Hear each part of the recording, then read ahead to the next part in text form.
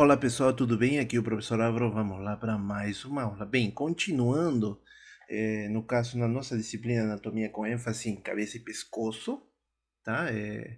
A gente já tínhamos falado sobre a osteologia, no caso da cabeça e pescoço, na primeira aula passada, na qual a gente abordou umas características básicas sobre sobre o que é, né, a osteologia, o que estuda e como é dividido o crânio humano. No caso que a gente vê um esqueleto axial e um esqueleto apendicular, enfim, e que o crânio ele está basicamente constituído dentro do esqueleto axial. E nós tínhamos falado, né, que ele é composto, no caso, por ossos, 22 ao total, ossos do neurocrânio e do viscerocrânio, e nós já falamos sobre os ossos do neurocrânio. E nesta oportunidade agora vamos continuar agora para falar dos ossos do viscerocrânio. Então vamos lá e vamos para a próxima. Então, quando a gente fala tínhamos falado viscerocrânio, ossos faciais, normalmente envolve toda a parte anterior, no caso do crânio, antero inferior, né, na verdade, e alguns ossos que são um pouco, no caso, mais aprofundados que nós vamos ver. Então, como tínhamos falado, eles são 14 ossos, são maior quantidade que os do neurocrânio, no caso. Então, que esse viscerocrânio, como estamos observando, corresponde a 2 terços, aos 2 terços inferiores do crânio, e recebe o nome de viscerocrânio, mas como eu falei, esqueletos da face, ossos faciais. Porque nele temos, ele está intimamente relacionado com outros sistemas, como o sistema digestório, e o sistema respiratório. Já no neurocrânio era sistema nervoso principalmente. Beleza, e como tínhamos falado, são 14 ossos. Obviamente, todos não são pares, temos ossos pares e ímpares, dos quais a gente tem que ressaltar que a mandíbula é o único que move, tá? Embora a gente vai falar um pouco mais, tanto a mandíbula, no caso, é o único move, daí o resto, os outros, maxila, palatinos, cigomáticos, lacrimais, nasais, conchas nasais inferiores e o vômer, eles não são móveis, tá? Isso se deve, obviamente, à mandíbula, por causa dela ter um tipo de articulação móvel, né? Que é a articulação temporomandibular, que nós vamos falar dela também, né? Então, os únicos, outra coisa interessante é que a mandíbula e o vômer, eles são que? São ímpares, tá? Depois o resto todos são pares. Tanto temos um do lado esquerdo e outro do lado direito, né? Beleza? Então, galera, então vamos lá para próxima. Então, aqui só para mostrar quais são, conforme as colorações que estamos observando nesse crânio, né? Ressaltar importantemente todos esses ossos que estávamos falando. E se a gente for ver de uma vista já anterior, não, obviamente vamos focar só aqueles que são do viscerocrânio principalmente, né? Aí temos, por exemplo, que não dá para observar bem, o vômer, né? O vômer e a mandíbula, que são os que são ímpares, né? Depois todo o resto, eles são pares, beleza? Aí dá uma olhada em conjunto com as apostilas que foram entregadas para vocês, vão conferindo isso, beleza? E já se for, como observar bem o vômer, porque muitas vezes a gente observa um pouco errado o vômer, que a gente acredita que o vômer ele está ele está obviamente no caso anterior, no caso ao etimoide, né? Já o etimoide nós sabemos que o osso do neurocrânio, mas aqui temos o vômer. O vômer é tudo isso que eu vou estar marcando aqui, tá? Você observa todo isso é o vômer. Então aqui previamente aqui já vamos ter o que seria as cartilagens, né? O septo nasal, que é uma cartilagem que está anterior a quem? Ao osso timoide e ao osso do vômer. Beleza, galera? Então vamos lá. Então podemos falar dentro de todos eles do viscerocrânio, né? Temos o osso lacrimal, tá? Obviamente um osso par, porque já sabemos quais são os únicos que não são, no caso, pares, né? Então a gente observa desse osso lacrimal que ele se localiza na parede medial da cavidade orbital. Então, é na parede medial da cavidade orbital. E ele, a sua vez, ele tem uma concavidade que se junta com o sulco lacrimal da maxila, né? A gente vai ver isso nas imagens. E forma a fossa do saco lacrimal, que é onde vai ser alojado o saco lacrimal, né? Como o próprio nome fala, né? A fossa onde tem o saco lacrimal. De maior importância, obviamente. Temos também o osso nasal, que ele também é um osso par de forma retangular, que se localiza na região da raiz do nariz, né? Então são dois ossos nasais, né? Um esquerdo e um direito.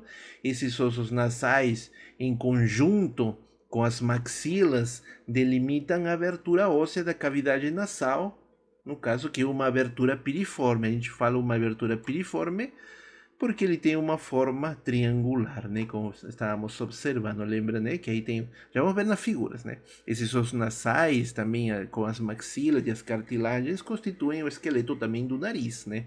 Propriamente dito. Depois temos a concha nasal inferior, que também é um osso par, tá? É um osso par localizado na cavidade nasal, já interiormente. Ah, mas professor, não tem também, não é, no caso, também tem a concha nasal média e superior, mas essas conformam outra estrutura, outro osso. Então, essa concha nasal inferior, ela passa a formar parte, né, dos ossos do viscerocrânio. Então, ele é uma lâmina óssea que tem uma concavidade voltada para baixo, delimitando dessa forma o meato nasal. Então ela vai formar o meato. Lembra que o meato são as passagens, né, no caso. Depois temos o vômer. O vômer também já sabemos que é um osso ímpar, que está localizado na cavidade nasal. Nós observamos no corte sagital agora há pouco na imagem. E juntamente com uma lâmina perpendicular do etimoide, que a gente estava vendo também, e a cartilagem do septo nasal constitui, né, no caso, o septo nasal. Então, o que constitui o septo nasal? No caso, o osso vômer, né, que no caso, em conjunto com a lâmina perpendicular do osso etimoide e a cartilagem do septo, constitui o septo nasal. Beleza, galera? Então, vamos lá.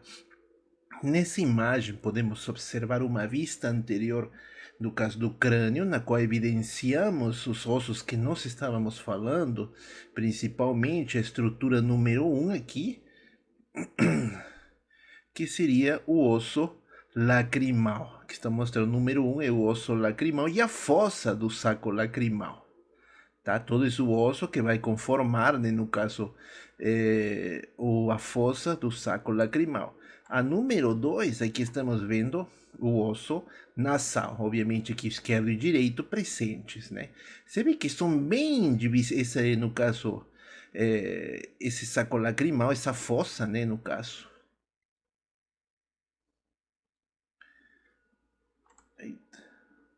Bem, aí temos depois o osso nasal, como nós tínhamos falado, temos o osso da concha nasal que está aqui, né? O osso da concha nasal, né, que ela em conjunto, né, com as paredes do pardo vai integrar o septo nasal. No caso, desculpa, o meato, né, nasal, o meato nasal, que vai conformar. E o número 5, que seria o vômer. Beleza? Então, número 1 é o osso lacrimal e fossa do saco lacrimal. Número 2 é o osso nasal. Número 3, concha nasal inferior. Número 4, aqui a passagem, que é o meato nasal. E inferiormente temos o 5, que é o vômer. O vômer. Beleza.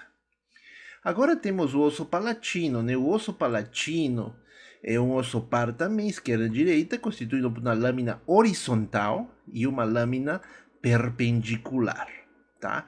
Essas duas lâminas se articulam com os processos palatinos das maxilas, dos ossos maxilares, por meio de uma sutura palatina transversa. Então não esqueça isso, o que fixa no caso essas lâminas com os processos palatinos se dá por uma sutura palatina transversa.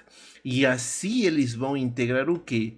o palato ósseo, né? Obviamente, lembra que tem um palato mole e um palato duro, né? Que é o palato ósseo duro, tá? Que é a parte óssea. Já na parte lateral dessa lâmina horizontal, mas que estou medialmente, né? A último molar, temos o foramen palatino maior, tá? No caso, é interessante isso conhecer, né? A gente vai ver isso nas figuras. Assim também temos o osso cigomático, né? O osso cigomático, também conhecido como a massa do rosto, porque é a parte assim mais saliente da face. É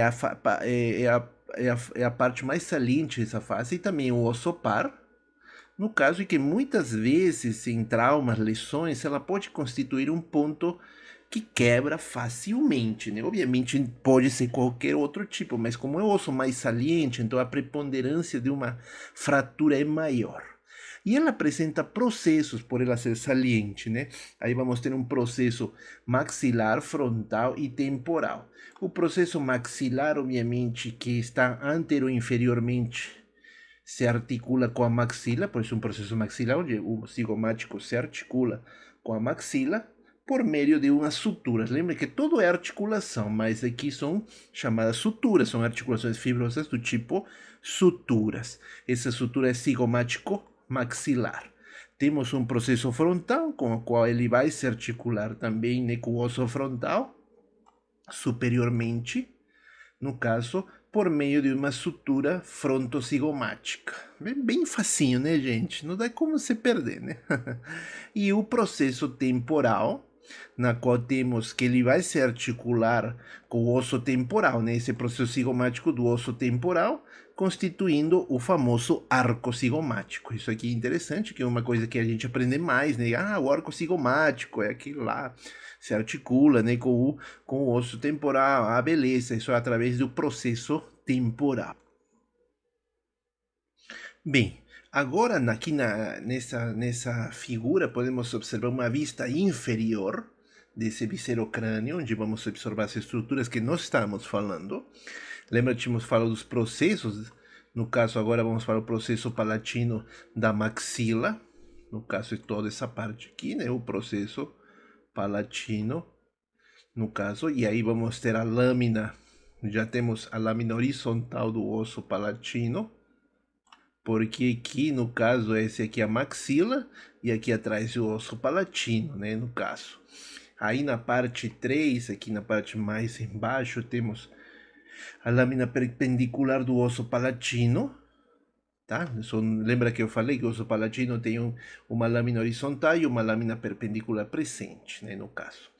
E elas se juntam, né, se fixam ou se articulam através de articulações fibrosas do tipo sutura. Tanto que a número 4, basicamente, é essa sutura que está ligando, vai ser uma sutura palatina transversa, que está ligando, no caso, o osso da maxila, o processo palatino da maxila, com a lâmina horizontal, no caso, tá?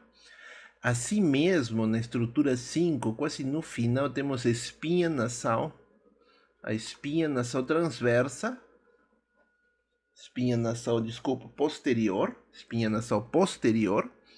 e na parte número 6, que aqui temos um foramen, na verdade tem dois foramens, né? Aqui também está a mesma coisa, esse foramen palatino maior, por onde vão passar vasos e nervos. Na parte 7 temos, no caso, forames menores, que são os forames palatinos menores. O número 8, toda essa parte aqui, que é o sulco palatino. E o número 9, né, no que é o final do osso vomer, porque ele, lembra que a gente se articula também anteriormente, mas ele segue, continua até a parte posterior, né? Então ele está logo depois do osso da parte posterior, né? No caso do que seria o palato, né? O palato ósseo. Beleza, pessoal? Aqui em outra imagem podemos observar já o que a gente estava falando, o processo palatino, né? Que aqui o processo, né? O processo, temos aí a sutura, o número 2 é a sutura palatina mediana.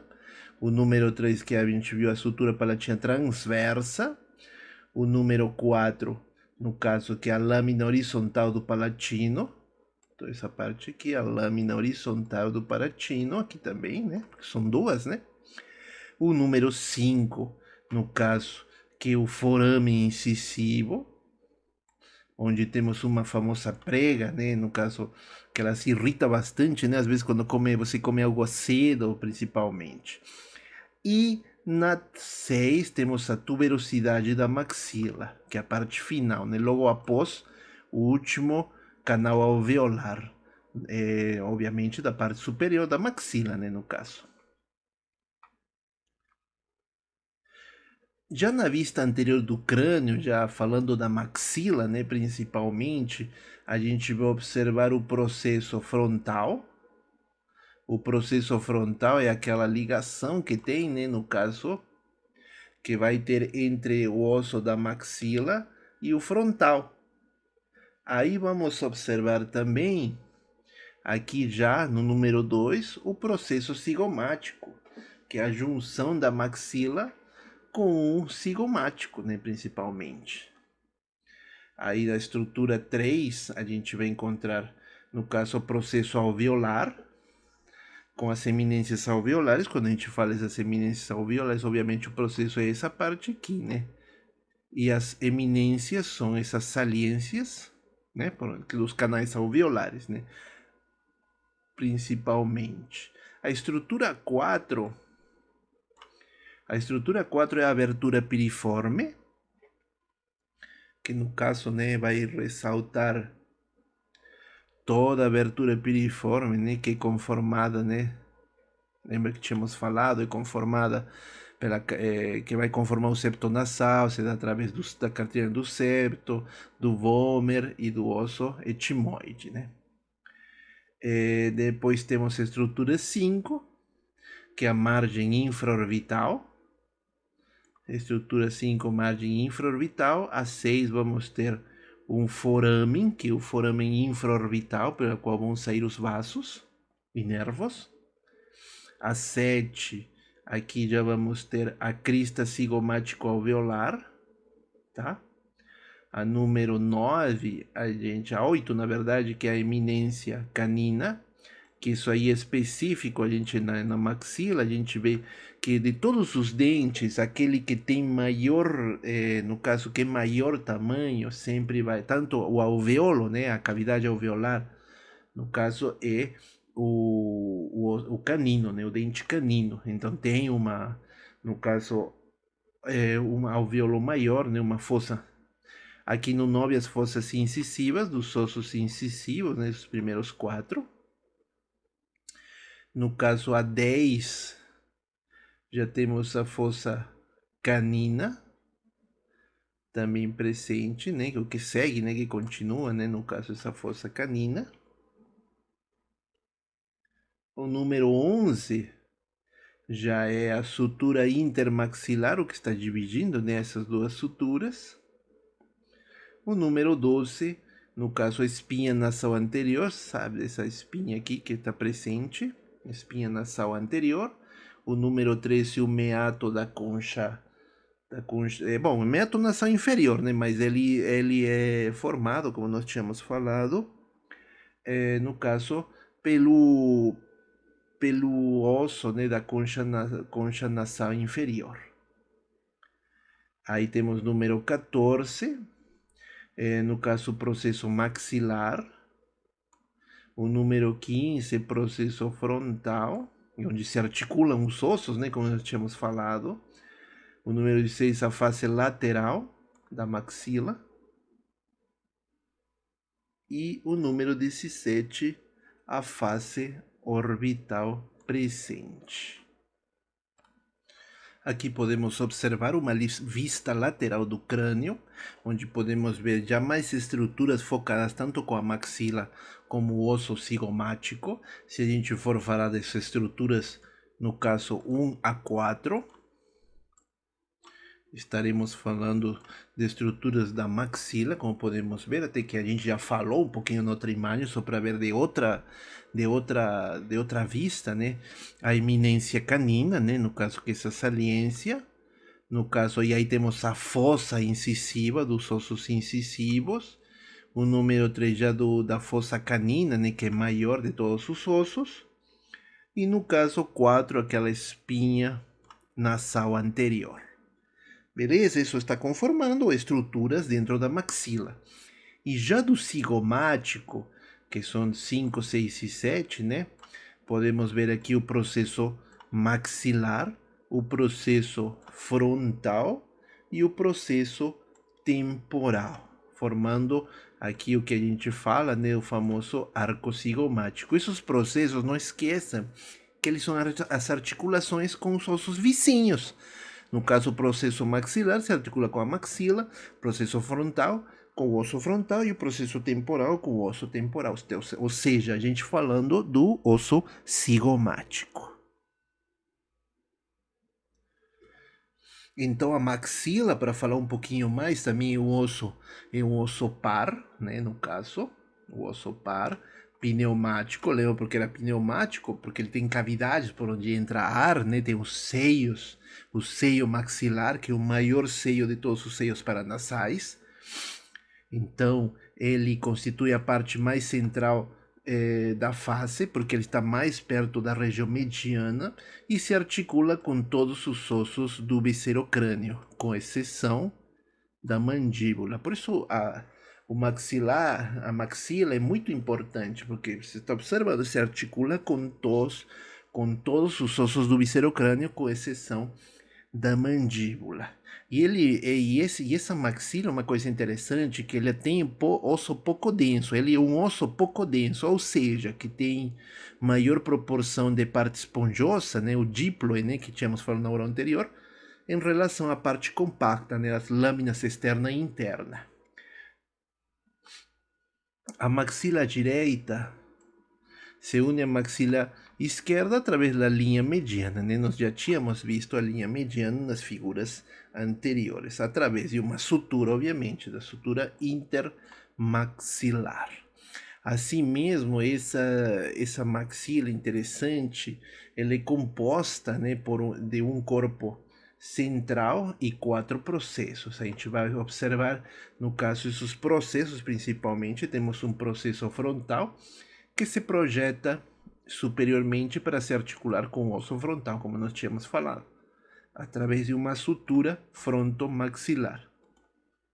O processo cigomático que se articula, no caso, com o processo maxilar do osso cigomático, através da sutura cigomático-maxilar. Beleza, pessoal? E um terceiro, que é o processo alveolar, né, no caso, que representa a área onde se localizam os alvéolos dentais, né, que são os processos, vários alvéolos dentais. Alvéolos são as cavidades, não esquece, não é alvéolo pulmonar, não. Tá? E uma coisa interessante, quando tem uma extração de um dente, ou se perde um dente por, enfim, diferentes causas, aí apresenta fisiologicamente um processo de remodelação óssea dessa cavidade alveolar, na qual pode deixar de existir. Por isso, né, quando vocês já ouviram falar, né, pessoal, no caso vai perdendo o dente, não coloca o implante, ou enfim, aí ela vai perdendo nessa cavidade, ela vai logo sendo tomada pela gengiva, mas não é nada mais do que uma remodelação óssea que está acontecendo. E bem, e temos o outro processo, que é o processo palatino, na qual que se articula com a lâmina horizontal do osso palatino, que em ambos os lados, né, constitui o palato ósseo, né, o palato duro, né, o céu da boca, como a gente fala. No caso, essas articulações se dão por meio de uma sutura palatina transversa. Assim também na maxila podemos observar as faces. Ela tem, no caso, várias faces. A primeira face é a face anterior, que é uma face voltada para frente, obviamente.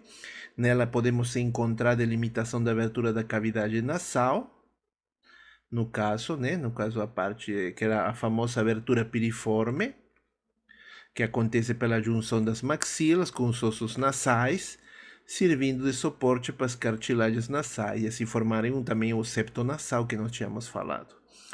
No caso, essa face anterior também constitui a margem infraorbital, juntamente com o osso cigomático. Então é um conjunto, né? Que obviamente vão delimitar inferiormente a essa cavidade orbital presente. Temos também a face posterior ou infratemporal, também chamada face posterior ou infratemporal. Ela recebe esse nome porque está voltado para a face infratemporal. E nelas temos os forames alveolares, por onde penetram vasos e nervos alveolares superiores e posteriores. Então já envolve também a parte da mandíbula, né, no caso.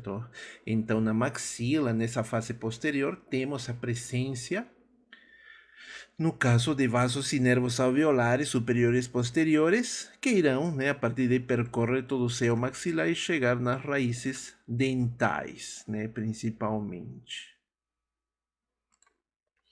Já uma coisa interessante que na parte mais inferior da face, dessa face infratemporal, logo atrás do terceiro molar, temos uma tuberosidade da maxila que até tínhamos mostrado, né, no caso nas imagens. Só para ressaltar que a densidade dessa densidade óssea, obviamente, é menor que a da maxila. E a face medial ou nasal, obviamente, que constitui a parede lateral da cavidade nasal. Aí vai se fixar a concha nasal inferior, né, no caso, que vai formar ou delimitar o meato nasal inferior. E, por último, a face superior orbital, que ela vai formar, obviamente, a cavidade orbital, né, o soalho, né, da cavidade orbital. Aí devemos destacar o sulco infraorbital, que depois se transforma num canal infraorbital, que vai se transformar ou abrir para quem? Para o foramen infraorbital, que está localizado na face anterior da maxila, tá? Aí aqui só para mostrar, né, foi feito, no caso, um corte, foi desgastado, né, a parte da maxila, na verdade, para mostrar os alveolos, né? Se a gente vê aqui, esses aqui são os alveolos, que são diferenciados, né, para cada um. Aqui na parte, né, observamos, aqui era o que a gente tínhamos falado, a espinha no caso do septo. Enfim, vocês podem observar muito bem, né, os processos alveolares da maxila. Esses são os processos alveolares da maxila que estão presentes. Obviamente são diferenciados, né? Por exemplo, aqui esse aqui do canino, que ele é maior em comparação dos outros. Aqui, no caso, numa vista lateral do crânio que está levemente inclinado, vamos poder observar a face. Lembra as faces que tínhamos falado? A primeira, a face infratemporal da maxila, no caso, ou posterior também chamado, mas também face infratemporal da maxila. A estrutura 2, os forames alveolares. No caso que tínhamos falado, por dentro, vasos e nervos, tanto na parte superior e inferior, né, na maxila, como na mandíbula. O número 3, logo após, lembra que tínhamos falado, após o terceiro molar, aqui o primeiro, o segundo e o terceiro. Aqui temos uma tuberosidade da maxila, que ela é pouco densa, ela é bem pouco densa em comparação das outras. Aqui temos a crista cigomático-alveolar. E a número 5 temos uma fissura pterigo-maxilar presente, tá? Aqui nessa figura podemos observar uma vista anterior do crânio, para a gente poder observar algumas faces. Por exemplo, no número 1, aqui podemos observar que toda a face orbital da maxila. Aí vamos ter o sulco infraorbital. Temos também aqui na estrutura 3 o canal infraorbital, que está dentro do osso, né, no caso. A estrutura 4, a face orbital do cigomático, tá? E o foramen cigomático orbital, né, no caso. Aqui a estrutura 6, foramen, outro foramen infraorbital, né? Você colocando as setinhas. Aqui no 7 temos o foramen cigomático facial. E no número 8, né, uma fissura, já não é um foramen, porque esse aqui é maior, então se torna uma fissura orbital inferior presente. E agora, né, temos a mandíbula, quase já terminando. A mandíbula, no caso, é um osso ímpar também, é um osso ímpar, único do crânio com mobilidade, que já nós tínhamos falado, e onde estão alojados os dentes inferiores, né, como nós tínhamos visto. E a mandíbula ela tem maior densidade óssea em comparação da maxila, e tem maior quantidade da parte compacta e parte esponjosa mais condensada. A mandíbula está formada por um corpo, que tem uma disposição horizontal e dois ramos, né? Você já está pensando quais são, né? Desses dois ramos dispostos verticalmente. Entre o corpo e o ramo está o ângulo da mandíbula. Se vocês lembram aquelas características para ver no crânio entre homem e mulher, aquele ângulo da mandíbula, lembra que ela é mais fechado em mulher e mais aberto em homens. Enfim, é disso que a gente está falando agora. Bem, enfim, aqui a gente pode ver, né, no caso que o ramo que possui a borda anterior, que se une ao corpo da mandíbula, uma borda posterior continua com um ângulo e uma borda superior, principalmente. Aí vamos precisar o processo, no caso, temos um processo condylar. Esse processo condylar é composto de uma cabeça da mandíbula, o que é uma saliência elíptica que se articula com a fossa mandibular de osso temporal na ATM, que é a articulação temporomandibular, e que tem as extremidades laterais, que são conhecidas como polo lateral e medial, no caso, tá? Assim também temos o colo da mandíbula, né? Então estamos falando de coisas, né, diferentes. Temos, no caso, o colo da mandíbula, que é um estreitamento que contorna a cabeça da mandíbula como um pescoço, na qual tem uma fóvea pterigoide presente, né? Se a gente for pensar, elas apresentam também faces, né? Como vamos observar aqui, a face lateral e a face medial. A face lateral, no caso do ramo e ângulo da mandíbula, distinguem-se a tuberosidade massetérica, onde obviamente se vai inserir o músculo masseter. E já na face medial do ramo, e obviamente em conjunto com o ângulo da mandíbula, está a tuberosidade pterigoide, tá? Que é um conjunto de saliências ósseas onde se insere o músculo pterigoideo medial. Na face lateral é o músculo masseter e na face medial o músculo pterigoideo medial principalmente. Aí a mandíbula, no corpo da mandíbula, temos a parte alveolar, onde estão as cavidades alveolares, né, onde se insere a raiz dos dentes. Esses alvéolos existem em função de como tínhamos falado, né? A parte alveolar não possui eminências alveolares salientes, como vemos, né, na maxila, né? Então a parte alveolar da mandíbula não possui eminências alveolares salientes. A mandíbula também encontramos acidentes anatômicos de cada lado, né, no caso. Que isso é na face lateral, tem a linha oblíqua, o foramen mentual e a protuberância mentual. Já na face medial, vamos encontrar o que acidentes anatômicos? A linha miloioidea, a fóvea submandibular, a fóbia sublingual e os processos genianos. Assim também temos que ressaltar o canal mandibular. Esse canal mandibular, no caso, está dentro do corpo da mandíbula, né?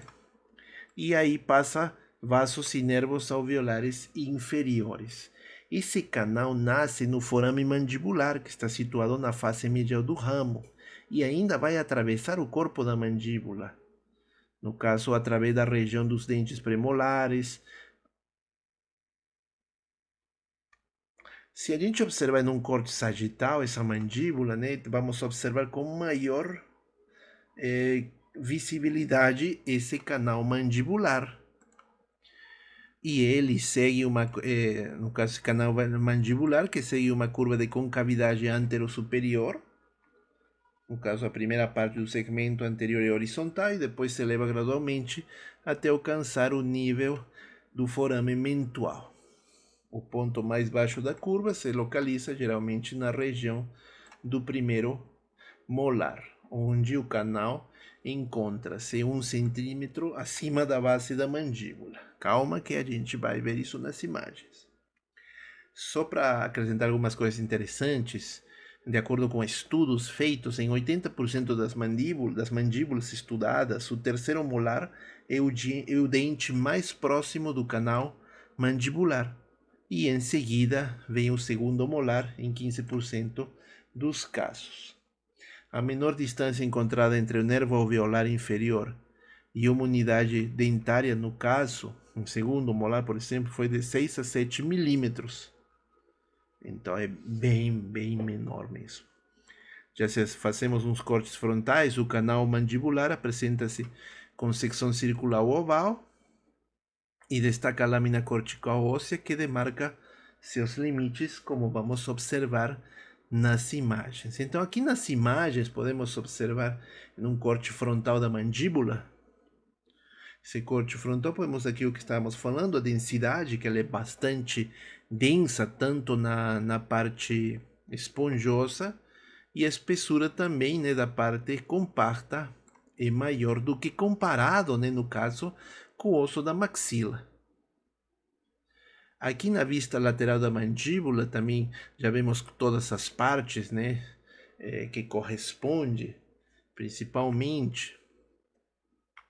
Então, se a gente observar aqui, a estrutura, esse aqui é o corpo, né, o corpo da mandíbula. Aqui temos a parte alveolar, né, toda a parte alveolar, no caso. Aí podemos ver aqui a base, toda essa aqui é a base da mandíbula. Aqui temos a linha oblíqua. Temos o forame mentual, aqui esse característico, né? Sempre a gente observa esse caráter, esse forame mentual. Aqui temos a protuberância mentual, a protuberância mentual. E aqui temos a fossa mentual, que é um espaçamento, né? Uma inclinação, né? Que isso vai depender muito também, gente, da protuberância mentual. Então ela varia, né? Então na estrutura 8, o famoso ângulo, aqui tínhamos falado, né? O ângulo, que aproximadamente é de 125 graus, né? Aí mudava conforme homem e mulher, né? Lembra que tínhamos falado disso, né? A estrutura 9 já é a borda anterior do ramo, porque aqui já começa o ramo, né? O corpo, né? Aqui o corpo e o ramo, e os ramos. O número 10, a borda posterior do ramo, aqui a borda anterior e a borda posterior. No caso, a estrutura 11 é o processo condilar, que é a parte móvel, né? A parte móvel. E a 12, o processo coronoide. E a 13, que aqui seria a incisura mandibular. Tá? Já vamos chegar nessa parte interessante. Essa parte é, no caso das partes da mandíbula, né? Se a gente focar nesse processo condilar que nós tínhamos observado aqui, no processo condilar, vamos ter que toda ele, né, temos a cabeça da mandíbula, todo, né? Aqui a cabeça da mandíbula, aí vamos ter uma parte medial, que é a parte interna, o polo lateral, aqui o colo da mandíbula e a fóvea pterigoide. A fóvea pterigoide. Se a gente observar a vista superior da mandíbula, vamos observar principalmente aqui no que estamos passando, né, o processo coronoide e aqui o processo condilar, né? Não esqueça, né? Processo coronoide e condilar. Aí vamos ter, obviamente, né, no caso na cabeça da mandíbula aqui, o polo lateral, número 3, e o polo medial, no caso. A estrutura 5, já na parte mais interna, temos a língula, tá? A língula. A estrutura 6, no caso aqui já mais parte interna, né? Os processos genianos, que são 2, né? Os processos genianos. A estrutura 7, a fossa retromolar. E a estrutura 8, o trígono retromolar presente. Desde uma vista anterior da mandíbula, não deixa de ver as mesmas coisas, né? O corpo que já tínhamos visto, a parte alveolar, no caso, o número 8, só para ressaltar, o tubérculo mentual, o sulco mentual, né? O fossa, né? Na verdade, a protuberância mentual, principalmente, o número 5, o foramen mentual, o número 3, a base, né? Toda a base a base da mandíbula, principalmente.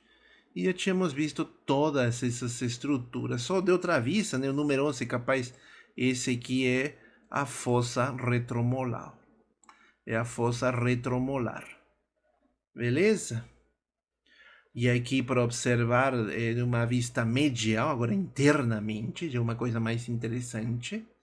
Né? No caso, aqui temos o processo coronoide, aqui temos a incisura mandibular, ao número 3 o processo condilar, a número 4 o forame mandibular, a número 5 é a língula, o número 6 o sulco mieloideo, que é onde vai passar musculaturas, né? Algumas musculaturas presentes, o número 7 tuberosidade pterigoidea. O número 8 já temos a linha miloioidea. O número 9, a fóvea submandibular. E o número 10, a fóvea sublingual, né? Onde a gente encontra, né, aquelas glândulas sublinguares.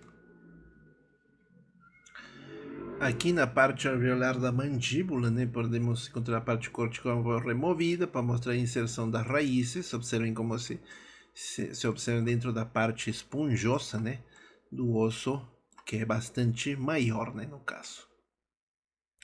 E a gente estava falando do famoso canal mandibular. Observem o canal mandibular, basicamente, né, aqui observamos uma face, a face lateral da mandíbula foi removida para expor esse canal, que seria toda essa parte aqui, todo esse canal. Tá? Obviamente ele inicia, no caso, inferiormente, depois ele vai subindo, né? No caso, conforme, né? No caso, a conformação anatômica, né? Principalmente. Beleza, pessoal? É muita coisa mesmo, tem que ler mesmo, tá? Não tem como explicar aí nas peças, a gente vai observar melhor, tá? Mas já ajuda demais essa explicação também. Beleza? Então, galera, não esqueça de me seguir no meu canal, se inscreva, deixa o like e a gente se vê em outra oportunidade. Tchau, tchau.